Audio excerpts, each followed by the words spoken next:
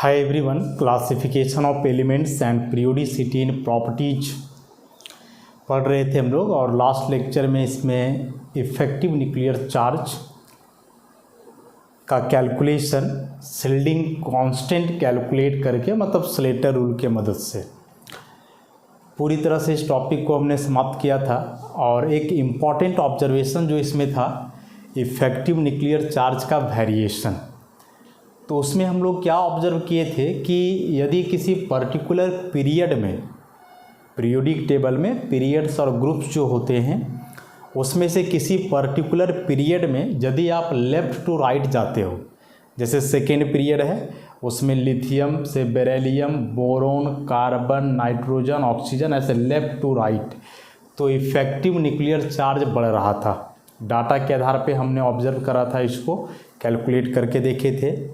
लेकिन वही यदि किसी पर्टिकुलर ग्रुप में वेरिएशन देखें तो एक ग्रुप में टॉप टू बॉटम आने पे इफेक्टिव न्यूक्लियर चार्ज ऑलमोस्ट क्या रह रहा था, कांस्टेंट रह रहा था।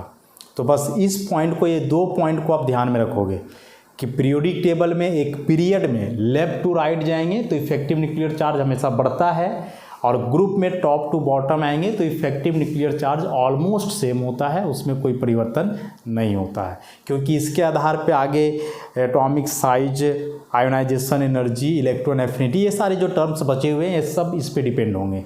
तो इस बात को ध्यान में रखोगे।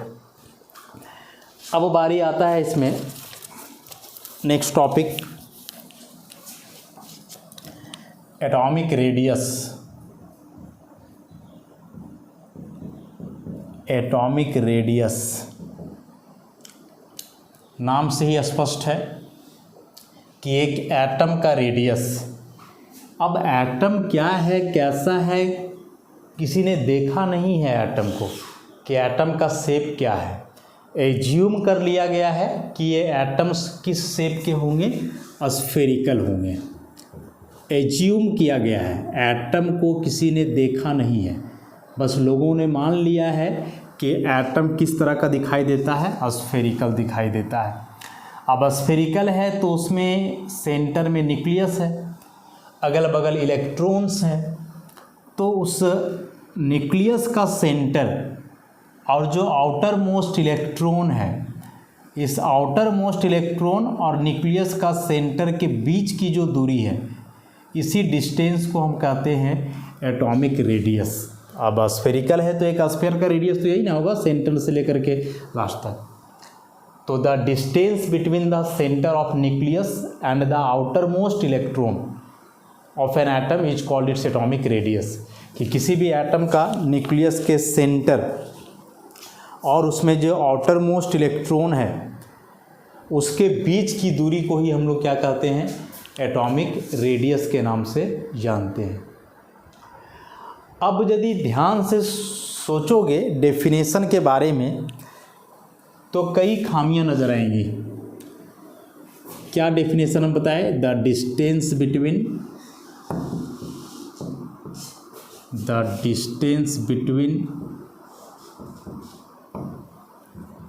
The centre of nucleus and the outermost electron of an atom. कि एक एटम का जो न्यूक्लियस होता है उसके सेंटर से लेकर के उसी एटम में जो आउटर मोस्ट इलेक्ट्रॉन है उसके बीच की दूरी एटॉमिक रेडियस कहलाता है।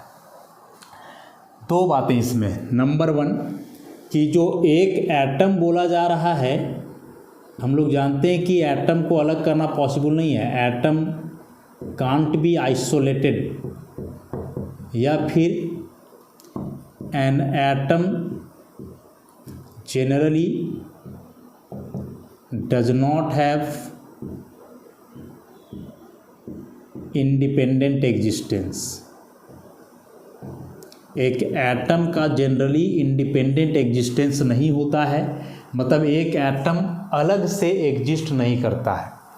अब आप बोलोगे सोडियम, तो यह जो सोडियम आप लिख रहे हो ना, या एक एटम नहीं लिख रहे हो, या एक एलिमेंट लिख रहे हो आप। और एक एलिमेंट में होते हैं कई एटम्स, तो ऐसे ऐसे कई सोडियम होंगे इसके अंदर। और अब आप चाहोगे कि इस एक सोडियम को हम अलग करके रखें, तो यह कभी भी पॉसिबल नहीं है। जैसे इस दुनिया में कोई भी एक व्यक्ति अकेला नहीं रह सकता है, दुनिया में सब लोग ख़त्म हो जाए, कोई एक आदमी जिंदा रहे, तो पॉसिबल है कि वो सरवाइव कर पाएगा? पॉसिबल ही नहीं है, क्योंकि सब लोग जैसे एक दूसरे से जुड़े हैं, उसी प्रकार से सारे एटम्स भी एक दूसरे से जुड़े होते हैं। एटम का इंडिपेंडेंट एग्जिस्टेंस जनरली नहीं होता है। तो जब एक एटम को आप अलग नहीं कर सकते हो, एक एटम अकेला रह नहीं सकता है, तो फिर उसके रेडियस को आप कैसे मेजर करोगे कि एक एटम का रेडियस क्या है? और दूसरा बात कि यह जो बात लिखा हुआ है outer most electron of an atom, अब एक एटम में उसका आउटर मोस्ट इलेक्ट्रॉन कहाँ होगा, या पोजीशन को डिफाइन कर पाना भी पॉसिबल नहीं है। Position can't be define. जो हमने स्ट्रक्चर ऑफ एटम में पढ़ा है, Heisenberg uncertainty principle, Heisenberg uncertainty principle याद करो, क्या उसमें पढ़े थे कि यदि कोई फास्ट मूविंग माइक्रोस्कोपिक पार्टिकल है, जैसा इलेक्ट्रॉन बहुत छोटा पार्टिकल है जो तेज़ गति से घूमते रहता है, तो वैसे पार्टिकल के लिए उसका पोजीशन और वेलोसिटी दोनों एक साथ मेजर करना संभव नहीं होता है। अब चूंकि एक इलेक्ट्रॉन का वेलोसिटी एक पर्टिकुलर ऑर्बिट में कांस्टेंट है, तो जब वेलोसिटी कांस्टेंट है तो ऑब्वियसली पोजीशन कांस्टेंट नहीं होगा, पोजीशन फिक्स नहीं होगा। तो जब एक इलेक्ट्रॉन के एग्जैक्ट पोजीशन को आप नहीं बता पा रहे हो, तो फिर कैसे आप बोलोगे कि आउटर मोस्ट इलेक्ट्रॉन कहाँ है या नहीं है? तो ये दो बातें, पहला कि एक एटम को अलग नहीं किया जा सकता है, एक एटम अकेले एग्जिस्ट नहीं करेगा, और दूसरा कि जो एक एटम होता है उसमें आउटर मोस्ट इलेक्ट्रॉन के पोजीशन को भी सही से डिफाइन कर पाना कभी पॉसिबल नहीं है। तो यह डेफिनेशन फिर वैलिड नहीं होगा। तो यह जो सिंपल सा डेफिनेशन हमने लिखा था कि एक एटम के न्यूक्लियस का सेंटर से लास्ट इलेक्ट्रॉन के बीच का दूरी, यह बहुत ठीक नहीं है, क्योंकि एटम्स तो जनरली कंबाइंड फॉर्म में होते हैं। दो एटम्स या दो से अधिक एटम्स आपस में जुड़े होते हैं। अब जुड़े भी होते हैं तो अलग अलग तरीके से, कोई कोवलेंट बॉन्ड से जुड़े होते हैं, कोई मेटेलिक से जुड़े होते हैं, कोई आयनिक से जुड़े होते हैं, कोई वेंडरवाल फोर्स से जुड़े होते हैं। तो उस आधार पे फिर एटम को अलग एटॉमिक रेडियस को जो है अलग अलग तरीके से डिफाइन किया गया। तो यह सिंपल सा डेफिनेशन बहुत कारगर नहीं है। समझने के लिए वैसे समझेंगे हम लोग, तो एटॉमिक रेडियस को समझने के लिए तीन अलग अलग ये है इसमें, कोवेलेंट रेडियस, फिर है मेटेलिक रेडियस, फिर होता है वेंडरवाल रेडियस, वेंडरवाल्स रेडियस। ये तीन अलग अलग तरीके से एटॉमिक रेडियस को डिफाइन किया जाता है। एक एक करके सबको हम लोग देखते हैं। सबसे पहले बारी आती है कोवेलेंट रेडियस का। दिस वन, कोवेलेंट रेडियस, क्या डेफिनेशन होगा?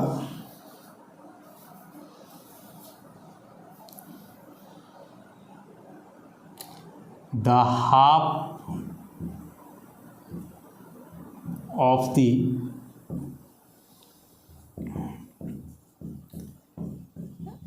internuclear distance between two atoms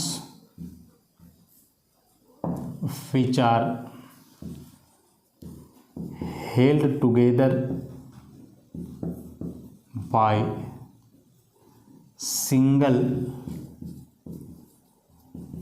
covalent bond,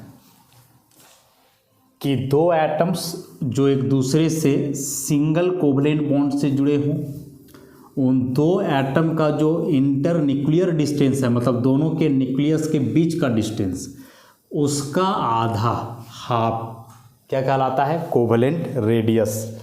अब इसमें भी केस है कि ये जो दो एटम्स यहाँ बोला जा रहा है, ये दोनों एटम्स होमोन्यूक्लियर हो सकते हैं। होमोन्यूक्लियर मतलब सेम, और ये दोनों हेट्रोन्यूक्लियर हो सकते हैं, मतलब डिफरेंट। अब दोनों एटम सेम होंगे तो अलग तरीका है, दोनों एटम डिफरेंट होंगे तो इस केस में भी थोड़ा अलग तरीका है। तो दो एटम जो एक दूसरे से आपस में सिंगल कोवलेंट बॉन्ड से जुड़े हुए हैं, उन दोनों के न्यूक्लियस के बीच के डिस्टेंस का आधा जो होगा वही कहलाएगा उसके लिए covalent radius.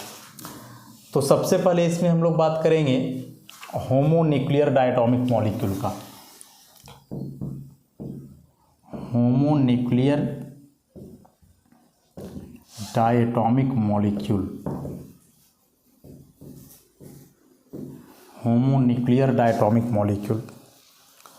Homonuclear diatomic molecule मतलब इस टाइप का होगा, A2 टाइप का, दोनों एटम सेम होंगे, जैसे H2 है, Cl2 है, F2 है, इस टाइप के जो एटम्स होंगे, मॉलिक्यूल जो होंगे। तो मान लिया जाए कि यह एक एटम है, दूसरा ये एटम है, और दोनों सेम ही होगा। यहाँ इसका न्यूक्लियस, यहाँ इसका न्यूक्लियस। अभी दोनों के न्यूक्लियस के बीच का जो डिस्टेंस हुआ ना, दिस डिस्टेंस यहाँ से लेकर के यहाँ तक, इस डिस्टेंस को हम कहेंगे इंटर न्यूक्लियर डिस्टेंस। अरे इंटर का मतलब होता है अलग अलग, और न्यूक्लियर मतलब न्यूक्लियस, दो अलग अलग न्यूक्लियस के बीच का डिस्टेंस हो गया इंटर न्यूक्लियर डिस्टेंस। और इसका आधा लेना है, तो इसका आधा मतलब यहाँ से यहाँ ले लो या यहाँ से यहाँ ले लो, तो यही कहलाएगा कोवलेंट रेडियस। यही क्या कहलाएगा? Covalent radius. तो दो एटम आपस में कोवलेंट बॉन्ड से जुड़े हैं। कोवलेंट बॉन्ड के बारे में पढ़ेंगे हम लोग आगे चैप्टर में कि वह बॉन्ड जो है ऑर्बिटल का ओवरलैपिंग से बनता है।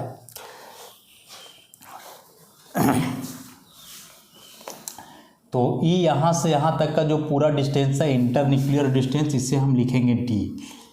ए मतलब दो एटम ए के बीच का डिस्टेंस जो हुआ डी हो गया। अब इसी का आधा कोवलेंट रेडियस हो जाएगा DAA/2। इसका आधा ले लेना है, यहाँ से यहाँ ले लो या फिर यहाँ से यहाँ का डिस्टेंस ले लो, कोवलेंट रेडियस। अब इस रेडियस को जनरली हम लोग एंगस्ट्रॉम में मेजर करते हैं, अलग unit picometer, nanometer can also be used, सबके बारे में जान रहे हो।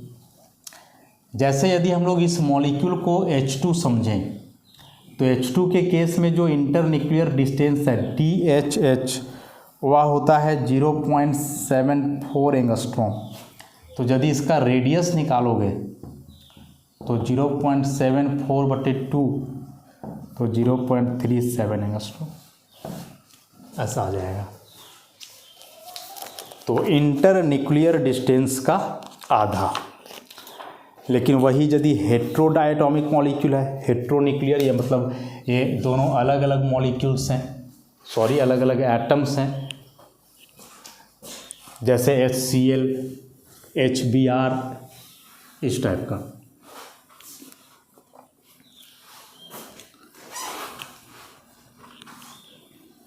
तो होमोन्यूक्लियर डायटोमिक मॉलिक्यूल के लिए सिंपल सा केस हुआ कि दो एटम आपस में जुड़े हुए हैं कोवलेंट बॉन्ड से, जिसमें ऑर्बिटल आपस में ओवरलैप करके बॉन्ड बना रहा है। तो दोनों के न्यूक्लियस के बीच का डिस्टेंस इंटर न्यूक्लियर डिस्टेंस और उसका आधा, तो उसका आधा फिर वहाँ हो जाना है, उसके लिए कोवलेंट रेडियस। तो यदि हेट्रोन्यूक्लियर डायटोमिक मॉलिक्यूल हो, हेट्रोन्यूक्लियर डायटोमिक मॉलिक्यूल इस टाइप का, HF, HCl, HBr, HI, जो basically covalent bond, single covalent bond बना रहे हों,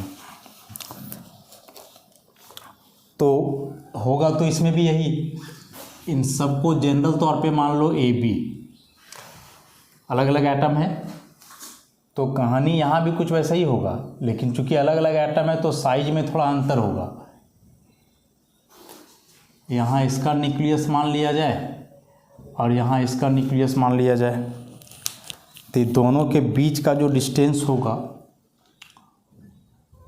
यहाँ से यहाँ, इस डिस्टेंस को आप बोलोगे DAB, A और B के बीच का डिस्टेंस। तो इसका यहाँ से आधा, अब साफ साफ देख रहे हो कि यदि आधा तुम ले रहे हो तो दोनों तरफ सेम तो नहीं है ना। देखो तो ज़रा, इस डिस्टेंस को यहाँ से यहाँ देखो और इस डिस्टेंस को यहाँ से यहाँ देखो, अलग अलग है। तो इससे आप बोलोगे रेडियस ऑफ ए, इससे आप बोलोगे रेडियस ऑफ बी। तो यह डी ए बी बराबर ज़रूर होगा R A plus R B का, लेकिन यह ज़रूरी नहीं है कि आर ए बराबर होगा डी ए बी बाई 2 का। यह ज़रूरी नहीं है, बिल्कुल भी नहीं ज़रूरी है।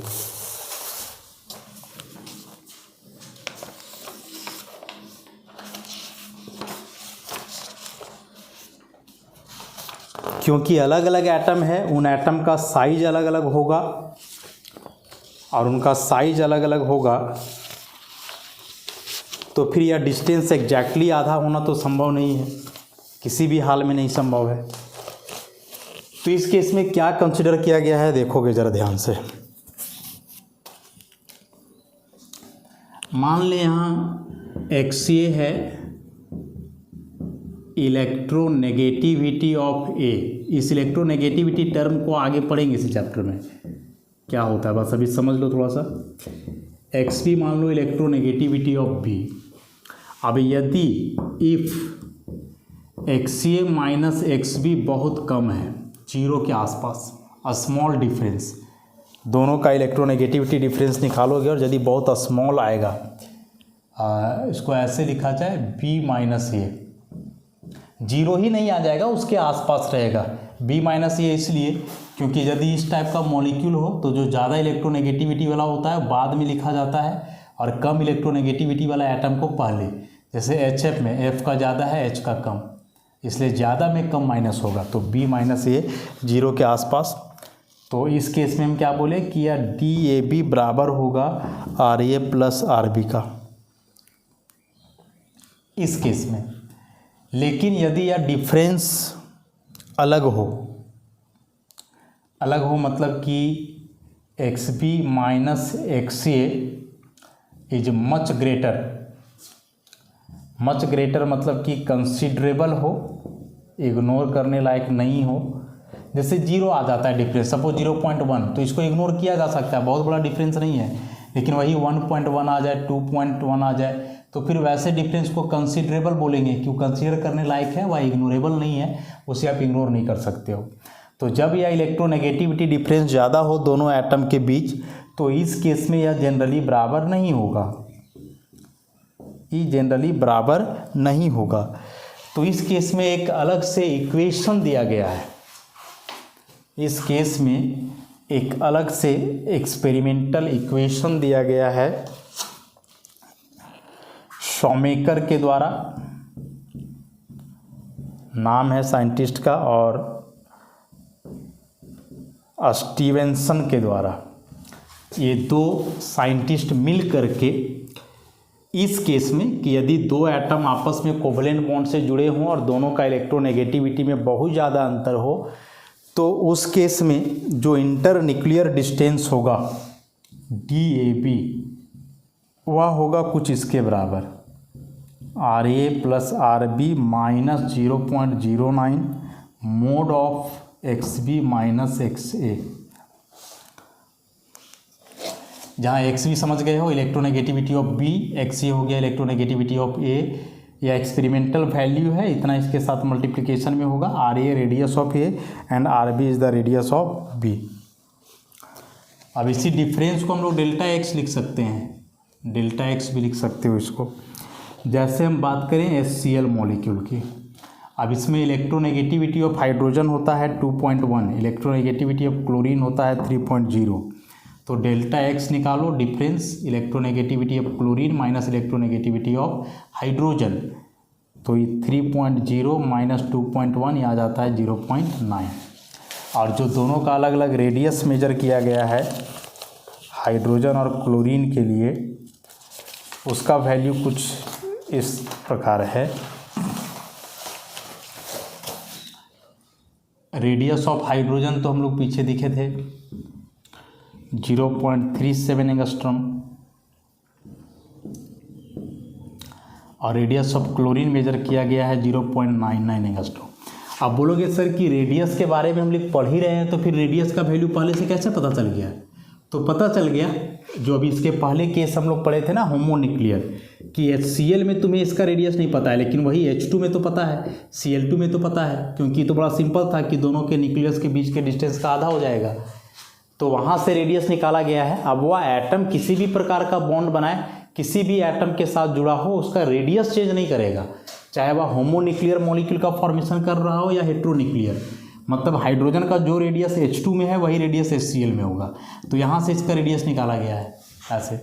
अब यहाँ से निकाल दो डिस्टेंस बिटवीन HCl, तो निकल जाएगा RA plus RB 0.37 plus 0.99 minus 0.09, XB minus XA का डिफरेंस आया है 0.9। इसको सॉल्व कर दोगे तो आ जाएगा वैल्यू 1.28 एंगस्ट्रॉम के आसपास आता है, 1.28 एंगस्ट्रॉम, जिसे आप 128 पिकोमीटर भी लिख सकते हो। लेकिन यह जो इक्वेशन है इसमें थोड़ा सा एक्यूरेसी बाकी रह गया, मतलब कि एकदम एक्यूरेट नहीं आ पाता है। जैसे HCl का यह जो वैल्यू होता है बेसिकली 127 पिकोमीटर होता है, लेकिन यहाँ यह जो सोमेकर और स्टीवेंसन के द्वारा इक्वेशन दिया गया है उससे निकालने पे 128, तो इक्वेशन से आ रहा है 128, जबकि एक्सपेरिमेंटल डाटा बोल रहा है 127। तो इसी को थोड़ा और सुधार करके पॉटरफील्ड नाम के साइंटिस्ट इसी इक्वेशन में थोड़ा सा करेक्शन करा इन्होंने कि DAB बराबर RA प्लस RB माइनस 0.07 और XB minus XA mode value है। मोड वैल्यू मतलब इसका डिफरेंस माइनस में भी आएगा तो प्लस ले लेना है ऐसे। तो वही चीज़ है, इक्वेशन को थोड़ा ध्यान में रखोगे कि हेट्रोन्यूक्लियर डायटॉमिक मॉलिक्यूल है, तो उस केस में उन दोनों के न्यूक्लियस के बीच का जो डिस्टेंस होगा वह दोनों के रेडियस के समेशन के बराबर नहीं होगा, क्योंकि समेशन के बराबर होता तो डायरेक्ट हम लोग इतना लिखते हैं ना, DAB बराबर लिखते हैं RA प्लस RB। ये जो इतना एक्स्ट्रा लगा है, मतलब इतना माइनस किए हम लोग एक प्रकार से, उसको घटाए हैं थोड़ा सा ऐसे, तो वह नहीं होता। तो कुछ ना कुछ गड़बड़ी है, इसलिए उतना उसको माइनस किया जा रहा है। और उसी इक्वेशन को थोड़ा रिफॉर्म करके मोस्ट एक्यूरेट इक्वेशन इस पॉटरफील्ड के द्वारा दिया गया। तो याद रखोगे RA प्लस RB माइनस 0.07, और जो दो अलग अलग एटम है दोनों के बीच का इलेक्ट्रोनेगेटिविटी डिफरेंस, माइनस में भी आता है वैल्यू तो प्लस बोलोगे क्योंकि मोड के अंदर है। जनरली नहीं आएगा माइनस में, क्योंकि हाइयर में लोअर वैल्यू को हम लोग सब्ट्रैक्ट करेंगे। तो यही था कोवलेंट रेडियस। सिंपल सा एक बार समराइज करते हैं इसे हम, कि यदि होमोन्यूक्लियर डायटॉमिक मॉलिक्यूल है, मतलब दोनों एटम सेम हैं, तो उस केस में जो रेडियस होगा वह दोनों एटम का न्यूक्लियस के बीच के डिस्टेंस का आधा होगा, इंटरन्यूक्लियर डिस्टेंस का हाफ। लेकिन यदि वह हेट्रोन्यूक्लियर मॉलिक्यूल है, अलग अलग एटम्स है उसमें, तो फिर यहाँ से कंडीशन लागू हो जाएगा।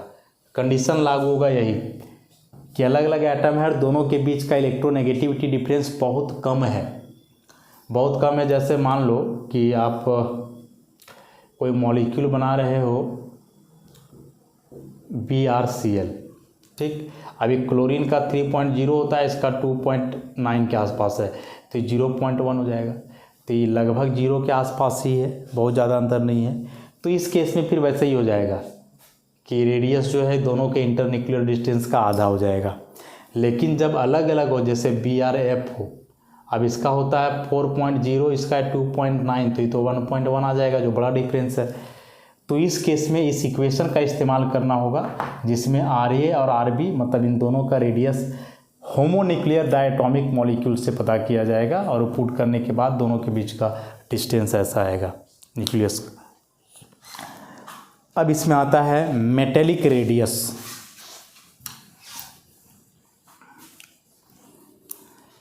कोवलेंट रेडियस हो गया। कोवलेंट रेडियस मतलब कोवलेंट बॉन्ड से जो एटम जुड़े हैं उनके न्यूक्लियस के बीच के डिस्टेंस का आधा।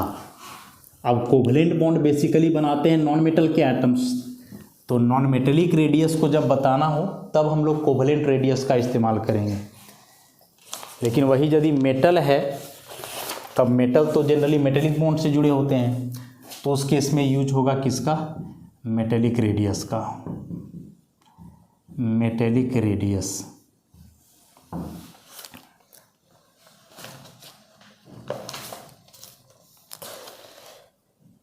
वही डेफिनेशन होगा, the half of the internuclear distance between two adjacent identical metal atoms in the close packed lattice of a metal is called metallic radius। Metal के एटम जब एक दूसरे से जुड़ते हैं ना तो वे मेटेलिक बॉन्ड से जुड़ते हैं, और वैसा करके जो मेटल का लैटिस बनता है उसे ही हम लोग क्लोज पैक्ड लैटिस या उसे ही हम लोग क्रिस्टल स्ट्रक्चर के नाम से जानते हैं।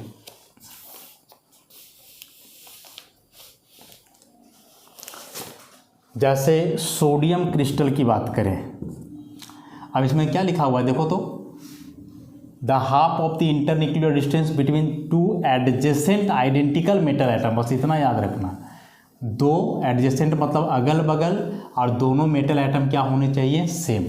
तो जाहिर सी बात है किसी भी मेटल का क्रिस्टल लोगे तो उसमें सारे एटम्स तो उसी के होंगे। अब सोडियम का क्रिस्टल लेते हो तो सारे एटम सोडियम के ही होने वहाँ, तो सोडियम के मान लो कि ऐसे दो एटम्स है आइडेंटिकल, मतलब एक दूसरे को टच करेंगे बस। अब इसका न्यूक्लियस यहाँ है, इसका न्यूक्लियस यहाँ है, तो इन दोनों के बीच का डिस्टेंस यहाँ कहलाएगा इंटर न्यूक्लियर डिस्टेंस। देखो यहाँ से यहाँ तक का जो है, अब इसका वैल्यू इसके लिए होता है 3.72 एंगस्ट्रॉम, 3.72 एंगस्ट्रॉम। तो इसका आधा लेना है, क्योंकि दोनों एटम सेम है तो आधा सेम ही होगा, चाहे इधर लो चाहे इधर, सेम हो जाएगा। तो जब इसका आधा लोगे 3.72/2 तो आएगा यहाँ से 1.86 angstrom, and this is the radius of sodium, 1.86 angstrom. ऐसा तो दो एक जैसे एटम, सेम एटम जब एक दूसरे से जुड़े हों मेटेलिक बॉन्ड से, मतलब ऐसे एक दूसरे से सटे हुए हों, केवल एडजेसेंट एटम हों, तो इनके न्यूक्लियस के बीच का डिस्टेंस हो जाएगा इंटर न्यूक्लियर, और उसका आधा कर दोगे तो वही क्या कहलाएगा, मेटेलिक रेडियस। मेटल एटम का जो रेडियस होगा वही कहलाएगा मेटेलिक रेडियस। अब ज़रा देखो कोवेलेंट में हमने क्या देखा था कि दो एटम ऐसे आपस में ओवरलैप कर देते हैं, तो दो एटम आपस में ऐसे ओवरलैप कर जाएंगे तो दोनों के न्यूक्लियस के बीच का डिस्टेंस तो जाहिर सी बात है कम हो जाएगा, और यही एटम जब ऐसे ओवरलैप ना करे, बस सटा हुआ हो, तब जो दोनों के बीच का डिस्टेंस होगा कुछ ऐसा होगा। तो दो एटम ओवरलैप कर गए तो ये डिस्टेंस थोड़ा कम, लेकिन वही सटे हुए हैं तो डिस्टेंस ज़्यादा। तो इसका मतलब कि यह जो मेटेलिक रेडियस होगा, यह सिचुएशन था किसका, कोवेलेंट का, यह सिचुएशन किसका है, मेटेलिक का। तो ज़रा बताओ कौन सा रेडियस बड़ा होगा, मेटेलिक रेडियस बड़ा होगा या कोवेलेंट रेडियस बड़ा होगा। तो डेफिनेटली मेटेलिक रेडियस यहाँ बड़ा होने वाला है, क्योंकि इस तरह का सिचुएशन इसमें है।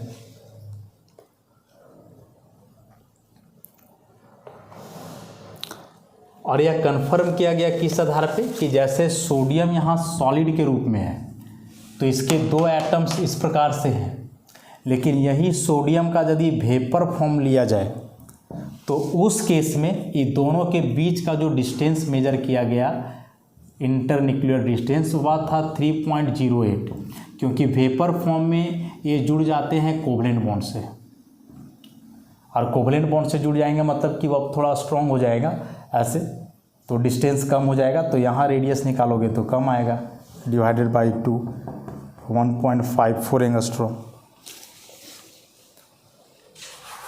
तो ये डाटा से भी स्पष्ट हो रहा है कि जब इस सोडियम के लिए हम मेटेलिक रेडियस निकाले तो आया 1.86 और इसी सोडियम के लिए जब कोवेलेंट रेडियस निकाले तो आया 1.54।